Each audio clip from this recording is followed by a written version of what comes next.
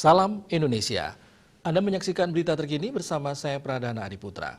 Pengawasan protokol kesehatan COVID-19 terus dilakukan terutama di pasar-pasar tradisional. Meski Bali PPKM level 2, polisi tetap melakukan pengawasan dan penerangan keliling terkait prokes di Pasar Batu Kandik, Desa Padang Sambian, KJ Denpasar.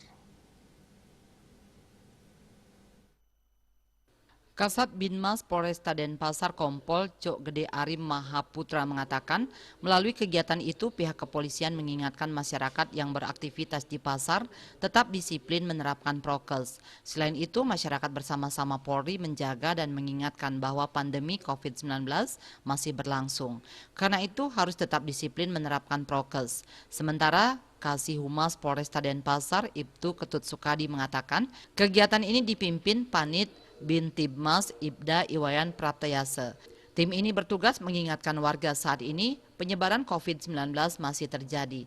Oleh karena itu, semua pihak bersama-sama memutus mata rantai penyebaran virus dengan selalu disiplin menerapkan prokes, memakai masker dengan baik dan benar, mencuci tangan pakai sabun di air mengalir, menjaga jarak, menjauhi kerumunan, dan mengurangi mobilitas penting dilakukan.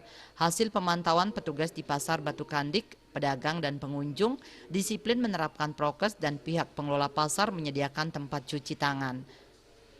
Sukadi mengingatkan jangan sampai kasus COVID-19 naik lagi, karena itu tetap disiplin terapkan prokes. Kertanegara Bali Pos melaporkan.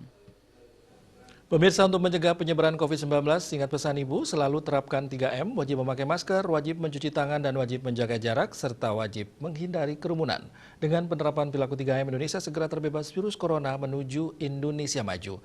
Update terus informasi Anda dengan subscribe dan like YouTube channel Bali TV @newsbalitv. Tetaplah bersama Bali TV. Salam Indonesia.